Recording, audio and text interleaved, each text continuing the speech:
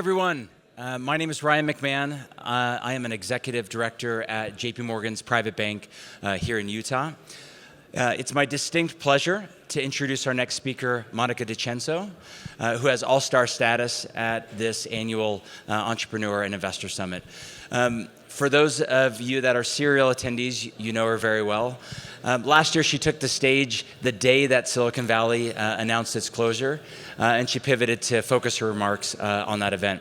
Once again, she's back by popular demand. Thankfully, nothing to redirect her comments this year. Monica is a managing director and head of global investment opportunities at JP Morgan Private Bank, which is the GIO group in New York City.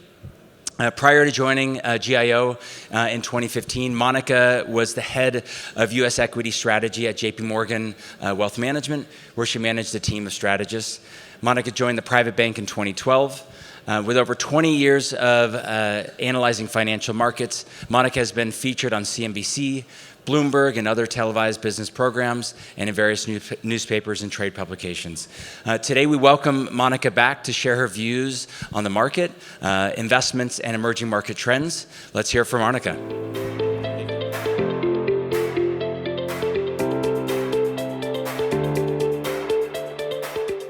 Thank you, Ryan. It's not lost on me that he pointed out that the last time I was here, banks were failing. And the time before that, it was right before COVID. So I hope nothing terrible happens tonight once I wrap up here. We've got a lot of stuff to talk about. They asked me to come and just give a quick update on markets and how we're thinking about the world from an investment standpoint. And as Ryan mentioned, I run a team of people at JP Morgan called the GIO Group. For those who aren't familiar, we're a team of traders. We work with some of the largest clients of the private bank to help them manage their investments. And so I spend my days and nights and weekends talking about markets, talking about trades, and what we wanted to do today was bring to you all some of the biggest questions that we're getting. So what are large investors asking? What are they thinking when they look at markets today and they think about putting that next dollar to work? How do we get them out of cash and back into some risk assets? I think it's only fair, though, to just take a step back and anchor the conversation. So I wanted to start with just a quick refresh of what's happened over the last year. So last time I was here, apparently the world was ending. These are some quotes from major publications. I think my favorite is BlackRock, who says we're all doomed. And the news publication there said they were being optimistic. I don't know if anyone here is from BlackRock, or maybe they're still in their bunkers, but we're still here. Life goes on. And I'll talk later about risks and about just sort of like issues in the market, because it's not simple and there are a lot out there. But the one message I say to my clients all the time is you've got to look through the noise, because there always are opportunities across the world. And that's what I spend my time trying to get people focused on and doing. I've got a lot of slides here. I'm going to try to move through them at a reasonable pace. I can send them to anyone who wants them after. And I'll leave time at the end for questions. So feel free to ask me anything. I'll do my best to answer. So a year ago, the world was ending. Not quite. So this chart here is showing you on the left-hand side in the lighter shade, these are the returns of all these different asset classes in 2022. Pretty bad. They were basically everything was down outside of oil or commodities. And then the darker color, what happened in 2023, literally the opposite. Every single asset class, equities, bonds, US, international, were up. And the only thing that was actually down were commodities. So I'm going to talk a little bit about why I think that happened. But again, when you think back on that prior slide, to anyone who follows markets, you should be very skeptical when everyone is telling you one thing, whether it's good or bad. Because generally speaking, that's just not how markets work. Keeping ourselves honest, what did I say here last year? I talked about a bunch of themes. This is a self-made report card, so we can debate whether these assessments are fair or not. But the big message I tried to give last year was that we think bad news is good news. And the fact that the economy was slowing down, everyone was worried about a recession, was actually a good sign, because it means the Fed was doing its job. The impact of raising rates was slowing things down, was going to decrease inflation, and that would be good. And then we dovetailed into how we thought that both stocks and bonds looked more attractive than they had in a decade. You think back to the returns you saw on the prior slide, other people finally caught on to that, and that's why they performed so well. We talked a little bit about why bonds made a lot of sense instead of sitting in cash. And then we talked about some relative trades, which I would say performed less stellar, where I said I thought tech may underperform some other areas of the market, like international markets. Now, in the end, they all did well, but obviously tech was the star of 2023 on a lot of hype and talk around AI. And I'm going to hit on that a little bit later because that is one of the biggest questions I get. Is it real? Is it a bubble? Is this going to be the thing that kicks us into a recession? And the last point I had made, I had talked a little bit about just thinking about how consumers are spending money in different sectors to maybe invest in. Again, everything was up, but the sectors that we talked about, were up no more than the rest of the market. So I'm a tough grader. I gave ourselves a negative there. So what am I hearing now from clients and investors? So again, I spend all day talking to them. We have a global client base. I was in the Middle East 2 weeks ago. I was in the West Coast this week. It is remarkably consistent, what I hear over and over and over again. These are the biggest 5 questions. This is what I want to hit on. And again, happy to talk about anything else when we wrap up. 1, can this rally continue? Yes, we think so. 2, where are interest rates going? Lower. 3, is AI all hype? No, I don't think so. 4, does the election matter this year? I should have said for markets. Obviously, elections matter. For markets, no, doesn't matter. And 5, what risks are out there? A lot. And I'm going to explain why I don't think we should get too caught up in that. For anyone who wants to make a phone call, you now know all my points, so that's the short version of the presentation. If you want to hang a little longer, I will explain how we get to those points. So can this rally continue? I showed you what a great year 2023 was. This is as of the end of February. These numbers are actually a little bit higher a couple weeks later. So in just a little more than 2 months, you again have a continuation of what we saw in 2023. Risk assets, stocks, bonds, doing relatively well, stocks especially, and that's pretty consistent across the globe. You have Europe up, you have the US up, you have Japan up. Bonds have been a little bit bumpier just because you've had rates moving around, but still fine. And again, when you update these numbers where we are now, you see most things are actually performing quite well. That should beg the question of why is that happening and can it continue? Because again, when my clients look at this market, they say, Monica, we had a 20% rally in the fourth quarter of last year. Now we're up another 8% in the first 2 months. Like, there's no way this can continue. And I agree, I don't think we will see another 20% plus year for stocks. But I'll talk about it a little later. There are certainly sectors that have not performed as well and have not participated. Healthcare has been one of them. And there are also good reasons why the market has turned around. On the left, it's all about inflation. Stocks tend to perform well when inflation is moderate, 2 to 3%. We haven't had that backdrop in a long time. We think that's the range we're going to hang out in probably for the next couple of years. In that environment, it's actually the sweet spot for stocks on an annualized basis. You can see over 10% returns. Again, we're already up 8 this year, so I'm not thinking you see another 10 or 15 from here, but you could see mid to high single-digit returns. The chart on the right, maybe the more important one when you think about how stocks will perform, it's all about earnings growth. And so you can see earnings growth was positive, then it dipped negative back around COVID in 2020, 21, positive again, and then was actually negative in 22 and early 23. And so we've already seen companies manage expectations, cut costs, cut people, figure out ways to improve margins, and now when we look out, consensus earnings estimates are actually positive. And so when you combine a good economic backdrop, not amazing growth, but good growth, modest inflation, and positive earnings momentum over the next couple years, that's why we think stocks can actually keep working from here. The last point I'll just make here, there's a couple charts here. The one on the left is one that any investor would normally look at and they'd say, okay, but am I paying too much for stocks when I buy them today? Those little diamonds are like where multiples are now, and those bars are the historical range. I just show this because, yes, in the US, in tech especially, valuations are above their historical range. But that only matters if you think that growth is not there to actually meet where expectations are. And that brings me to this chart, which is the biggest question I get in client meetings. They say to me, okay, Monica, yeah, 2023 was a good year, but it was all tech. Nothing else worked. It wasn't really a broad rally, so that's a bad sign for the market. So what this is showing you, by the way, I disagree with that view.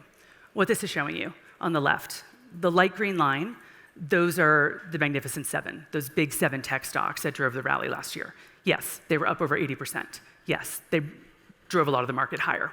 The line in the middle is the overall S&P 500. The line at the bottom, light blue, those are the other 493 stocks in the S&P. So yes, while those 7 stocks did propel the whole S&P higher, the rest of the market was actually up almost 9%. And to put that in context, in any given year, and we have teams of very smart people who model this, they expect US stocks to return anywhere from 6 to 8%. So yes, tech had an amazing year, but the rest of the market actually had a really good year, and actually better than what we historically see. And so I think you need to be a little skeptical when you hear someone say it's all tech. Yes, it's helped by tech. They have amazing earnings growth, but it's not all tech. And the chart on the right, even more important because it goes back to our conversation around earnings, if you take the multiple, or what you're paying for a stock, and you adjust it for growth, what you see in the light green line, that's those 7 tech stocks again.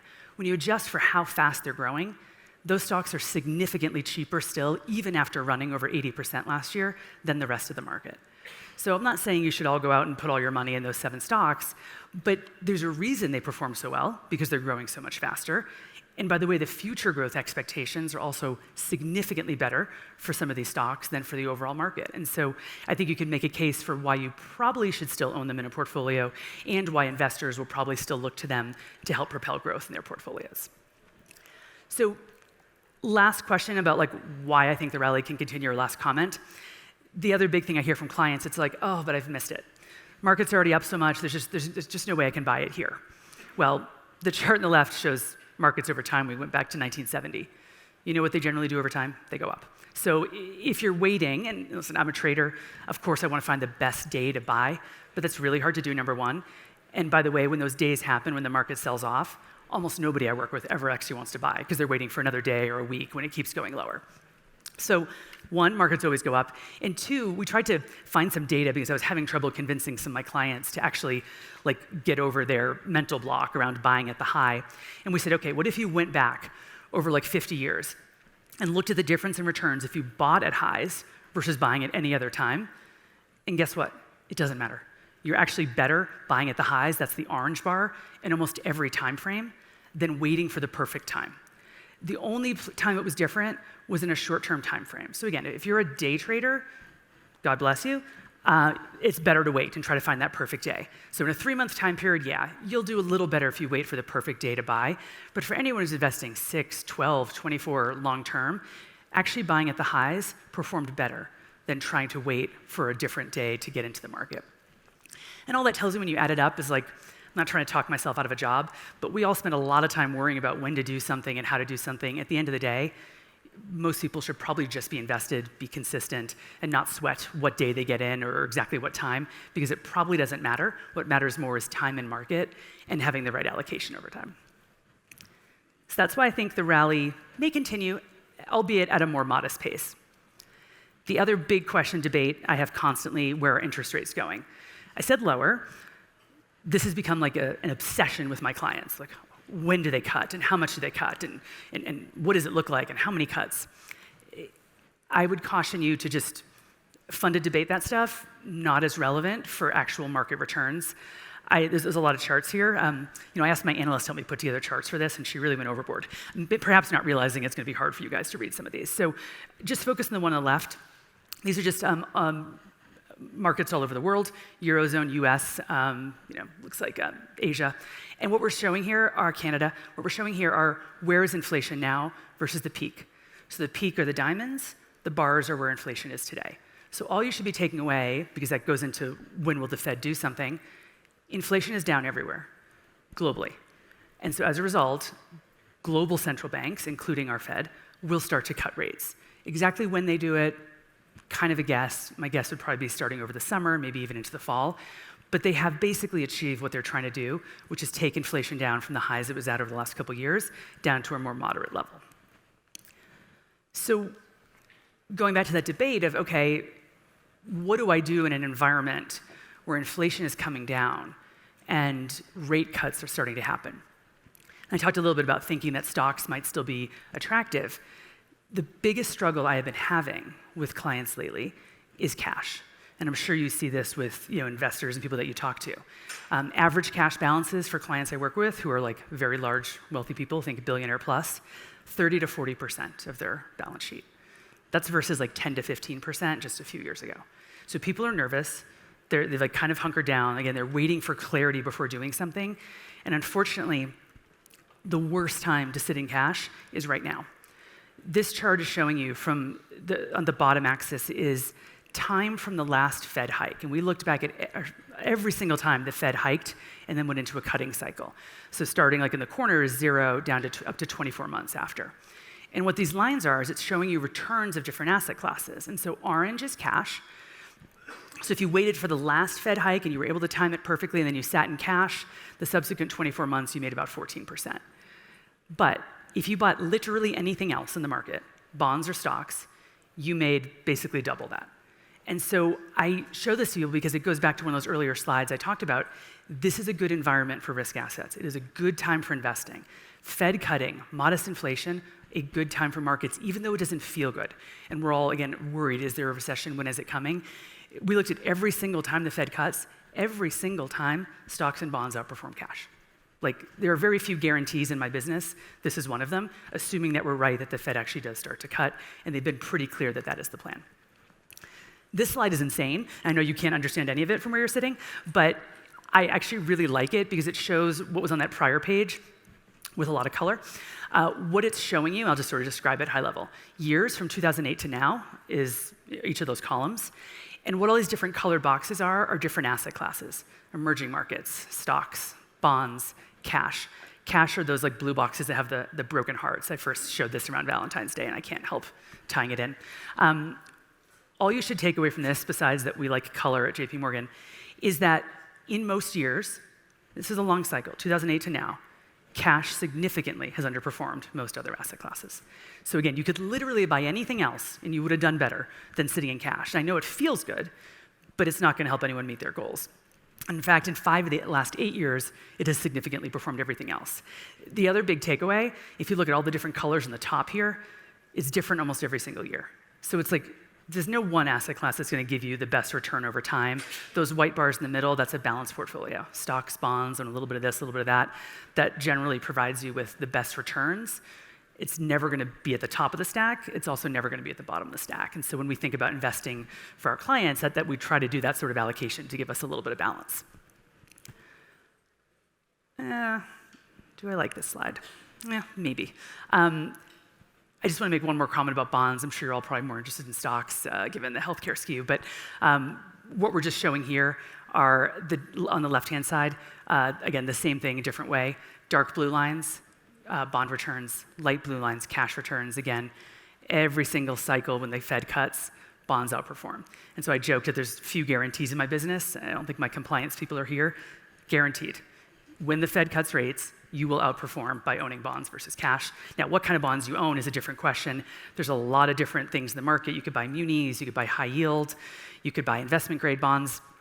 All this chart is telling you here is you haven't missed it, even though the last hike was probably last summer. While bonds have done well since then, we think there's still value in that space. Broadly speaking, the only area I would stay a little bit away from is high yield. Those are the two closest to the right, second from the right and third from the right. You can see the diamonds there are sort of in the middle of the range, whereas in most other places, the diamonds are at the top. The diamonds represent what you earn today in each of these types of bonds. You're not getting paid enough in high yield to take the risk that comes with owning riskier companies' balance sheets, in our opinion. Everywhere else, you're earning near the top of the historic range of what these asset classes have returned. So when I put it all together, we think interest rates are going down. That has very broad implications because it means you need to start looking outside of cash for some investments. I think that has implications for everyone in this room. People are going to start to look, where can I make a better return? 5% on cash is not going to be there in a couple years. So now I need to start looking outside of my little safe nest and find a better place to help me meet my goals. It's a good thing. I spent a lot of time over the last few weeks with a bunch of tech founders. Good thing for the tech space where they've had trouble raising money. I believe it's probably good for healthcare and biotech as well. I'm going to talk a little bit about AI because I'm sure it impacts your sector, it impacts all of our lives.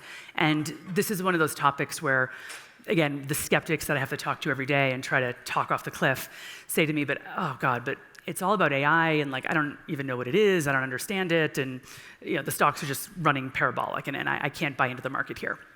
There was an interesting study our firm did. They polled adults in Europe. I'm not sure why they did Europe, not the US, but 51% said they don't understand what AI is or what it does. But then interestingly, in the same survey, 49% said they would prefer an AI bot to their local politicians. So I'm like, okay, I don't know what that means, except that nobody likes politicians. So why is everyone like skeptical about AI? Well, most of us remember what happened in 2000, like Pets.com and all these companies that were, a lot of hype and never really materialized. And they look at a stock like NVIDIA and they say, this stock is up 300% plus in the last 12 months. Certainly this can't sustain. And I'm going to scare you a little bit before I tell you why I think it's okay. Chart on the left, just the market cap change in NVIDIA in 2023 was over $800 billion. So $800 billion in value created in 1 year. Just that market cap delta would have made it the 7th biggest stock in the S&P. Yikes.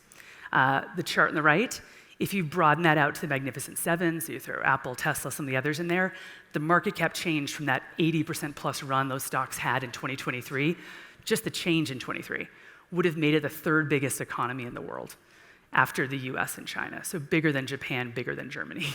And so I showed this and my clients were like, aha, busted. I told you AI was all hype, and like, how could it be the 3rd biggest economy in the world, just the change in market cap last year?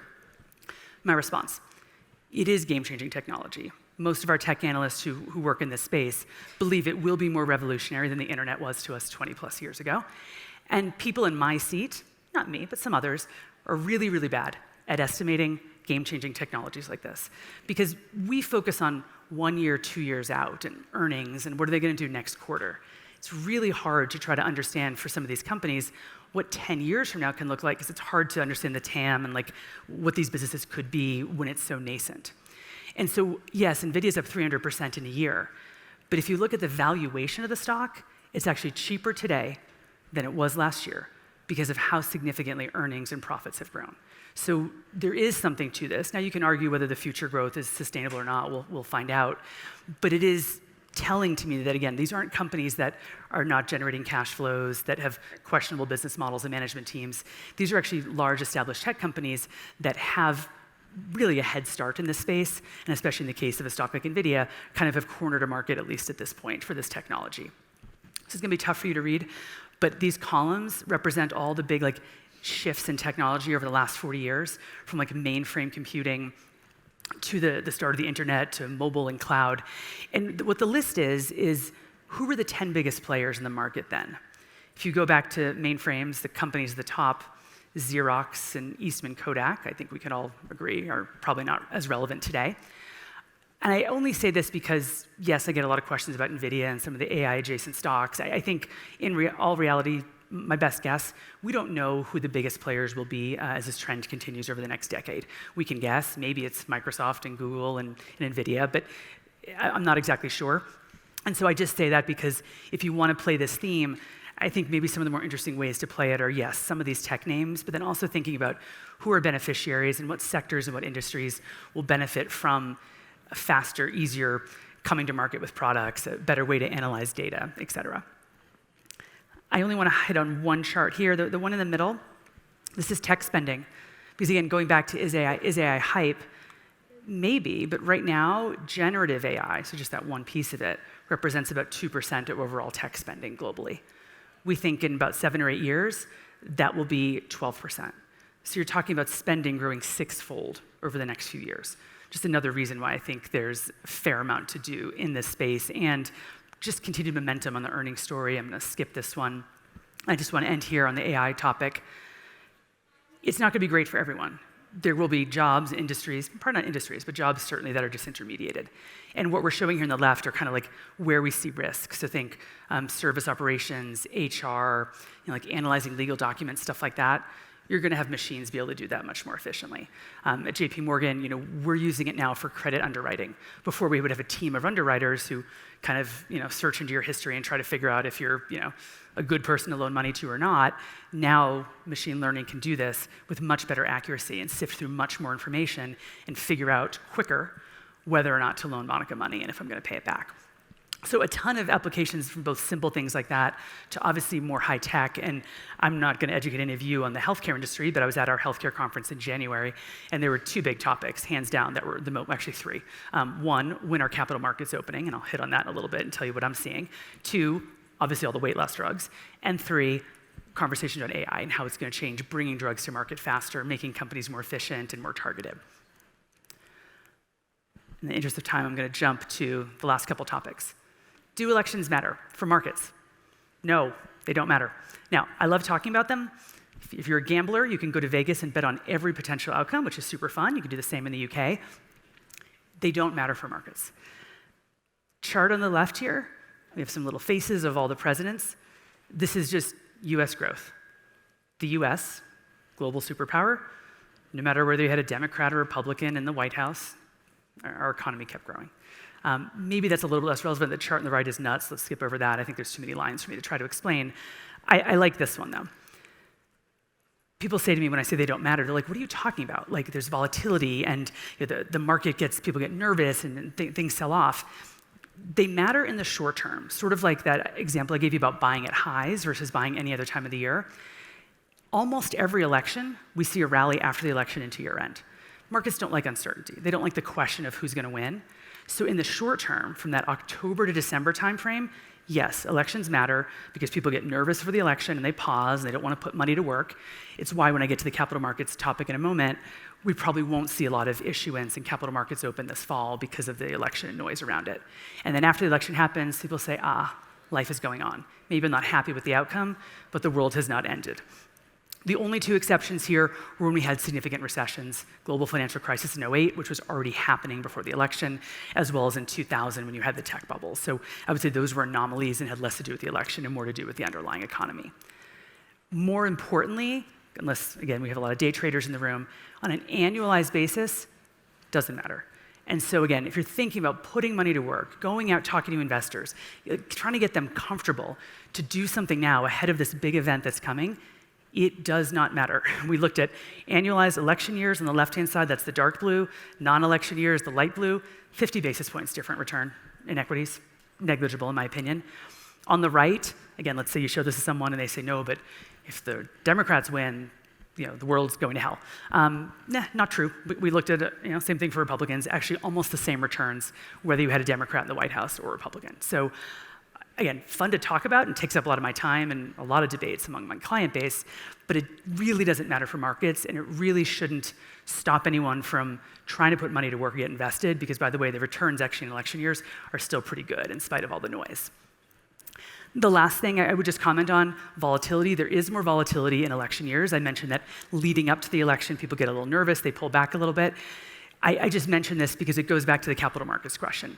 So we really haven't seen capital markets open up for IPOs in a meaningful way since COVID ended, which has been super frustrating. Obviously, JP Morgan would love to see more deals happening.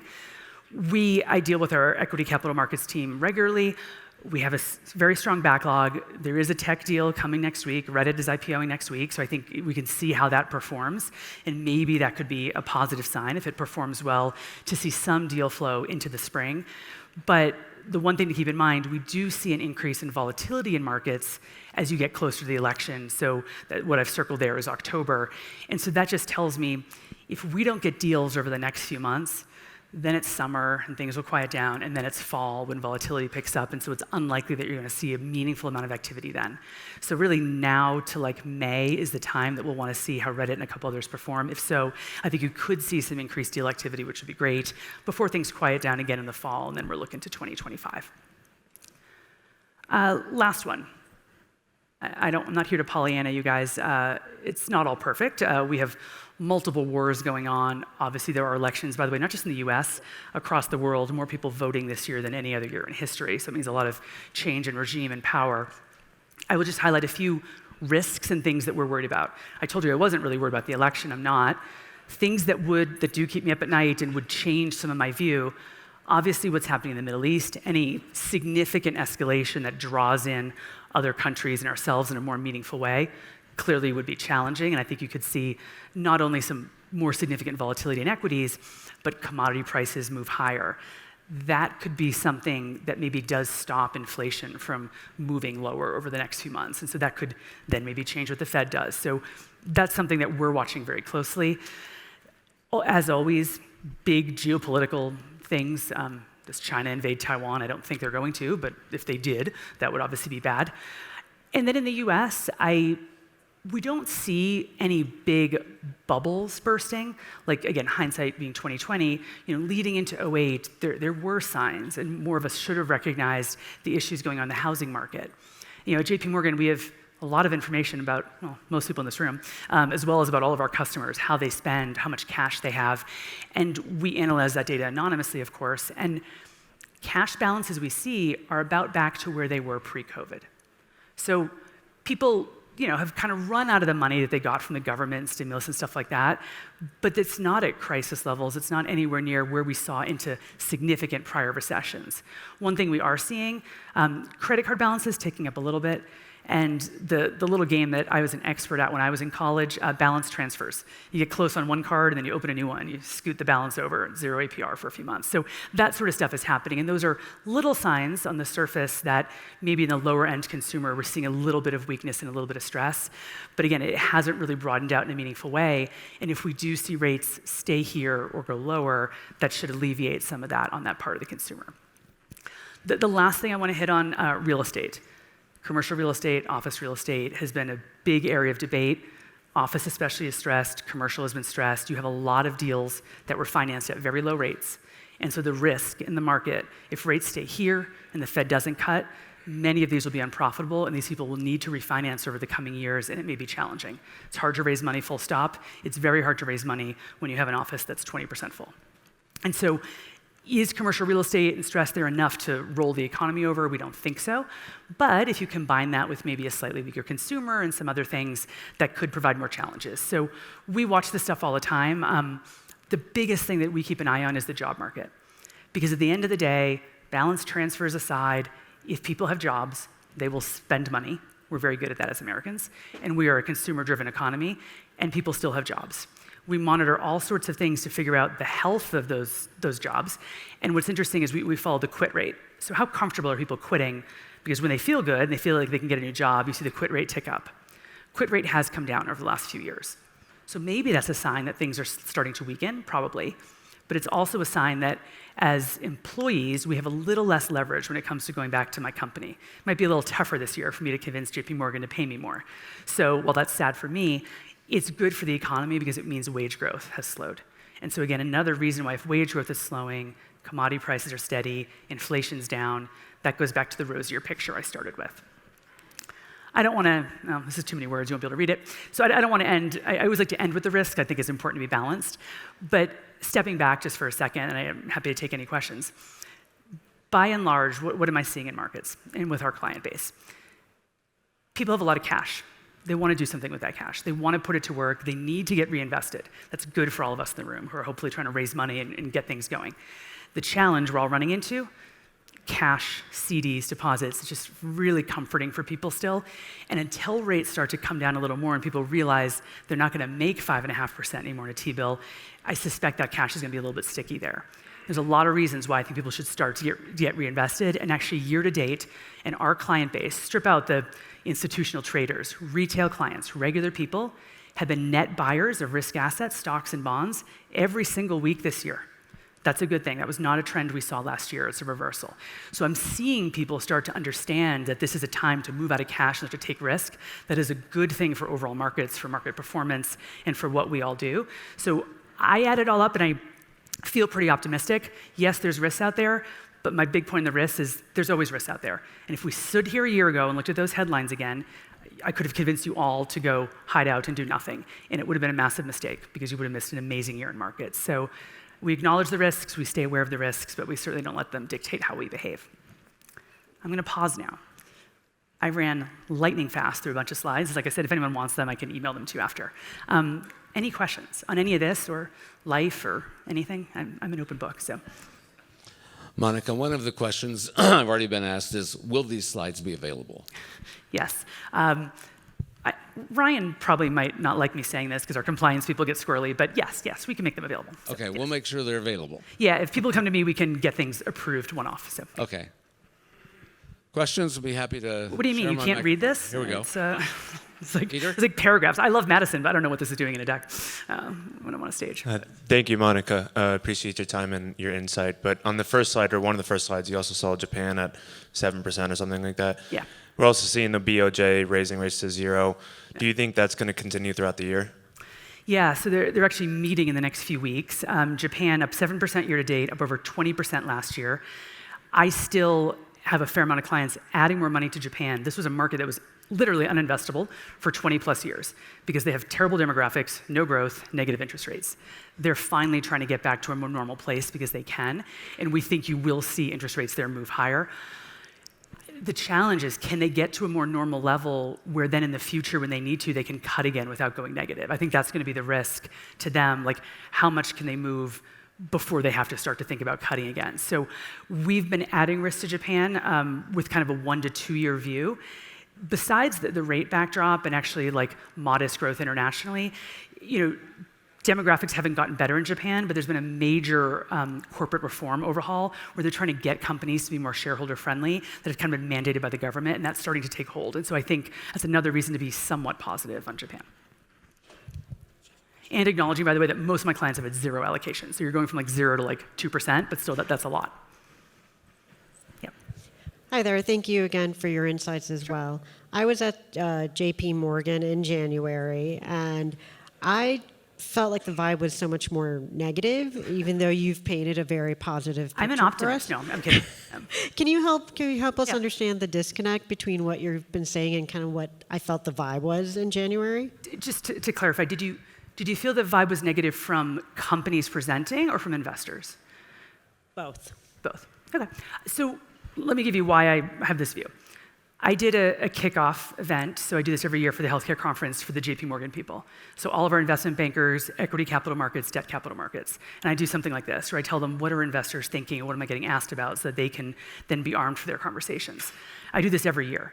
This year versus some of the prior years, both my conversations with my capital markets folks and equities and debt were much more constructive. They agreed with me that they're seeing the backlogs. What they haven't seen is the market and the willingness in the market to open up for deals to come. So that made me feel more optimistic. Companies, I get it from the investor standpoint because healthcare has been a really hard space in public markets to invest the last couple of years. It has been a laggard. But what I will tell you is, because I speak to clients all day, my clients who look at the market up 20+% and another 8 year to date are saying to me, what hasn't participated in this rally? Where is there growth that maybe the market has overlooked for a variety of reasons? And I'm not going to suggest that healthcare is immune from the election story because the regulation questions plague it every election year.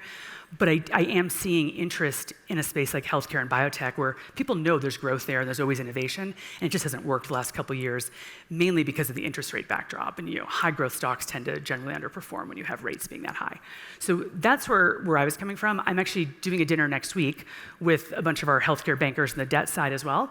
So I can come back to you and let you know if they seem more negative. But I actually felt like the outlook was more constructive. Now, we haven't seen a ton of M&A happen. We haven't seen deals come to market. So clearly something is there, and public markets are still a little bit skittish about putting capital to work, which is challenging. But incrementally to me, the tone still felt better this year than last. I think that's probably the real item there. I noticed at JP Morgan, the big negative was more that capital is not flowing quite as well. Yeah. Not that what you're talking about is a harbinger of what I think is deals will be coming. Yeah, so we are, in my side in asset management, we're in the market with a life sciences fund right now. Amazing story. Really interesting when you dig into what some of the products you're investing in are. And when I first heard the pitch, I said, oh, this is a no-brainer. My clients are going to love this. Again, a space that's underperformed, a good manager, JP Morgan ourselves, we're putting our balance sheet money into this fund. That's how much we believe it. We're betting the bank on it, not the whole bank, a little bit of the bank. And then we went out to meet with clients. That's where I saw some of the negativity. And it wasn't that they didn't believe in the opportunity set in health and life sciences, or they didn't believe in this team, or they didn't believe in us. People are still so burned from 2022 when nothing worked, stocks didn't work, bonds didn't work, and their private valuations had significant markdowns because they were probably overpaying for some of that growth tech. And so I think it unfortunately just takes time for people to let go of that recency bias. By the way, we are close to closing on that fund and filling the raise. It's just taking us a little bit longer than we expected. But I think we have time for 2 more quick questions. Yeah. Start with Paul. Yeah. Again, thank you for all that information. kind of continuing on that last, I've always felt, and I'm kind of curious on what your thoughts are on this, is the healthcare sector doesn't do well when the broader markets are doing great, okay? Because healthcare is a much riskier bet, okay? So one of the things I took some hope in what your presentation is that while you still think tech is going to go up, it's probably plateauing a little bit. Do you think that might then lead to more interest in our sector? I think, like, I'm shocked that you haven't seen biotech especially move more with AI because, like, they're linked, right? Like, there will be benefits in your industry as AI becomes more prevalent. And so I've been a little surprised. And I think part of that is when something is new, people go with, like, the obvious bet, right? I get it, semiconductors, we need them. I'm by NVIDIA. And so I think as people start to understand more the implications, it becomes more tangible, I think you will start to see that outperformance. But again, there are structural reasons biotech especially is underperformed. High rates, volatility, people are just like, I don't need that, I don't want that. I felt that in 2022 and it felt terrible. But again, now everyone's starting to look, what has underperformed? Healthcare and biotech, energy. That's where I've been getting a ton of questions. The question then becomes, how do I invest in it? And I think the challenge for many people get tech. By the way, I don't think they really get it. They think they get it because they all have an iPhone. A lot of people don't understand biotech. They don't understand the science behind it, and it feels very opaque. And so, like, a lot of my clients will say to me, yeah, I get it. It's underperformed. It looks cheap. But I can't pick biotech stocks. Like, I need to work with someone who are experts. And by the way, there are a ton of them around. We work with some. There's a bunch of other firms. It's just a little bit harder for people to get into. That's biotech. Broad healthcare, again, many people think election year, oh my God, healthcare debate's coming, maybe I can't own this sector this year. So I do think that will be a little bit of an overhang this year. It should clear up as we get closer to the election, but I'm already getting questions about, will healthcare reform be repealed and blah, blah, blah, and so people are just a little bit nervous still, unfortunately. One more question, a quick one. Anyone have one more quick question for Monica? Yeah, I can't see hands, so I'm trusting I'm Calvin to watching. tell me. Anybody else? Okay, Monica, it's up to you to close it out. I don't think I have any other wise words. I think you heard the best I've got. So thank you. If anyone has follow-ups, as Kelvin said, like, happy to connect offline, myself, Ryan, or anyone else, and the slides will be available. So thank you all. I appreciate it.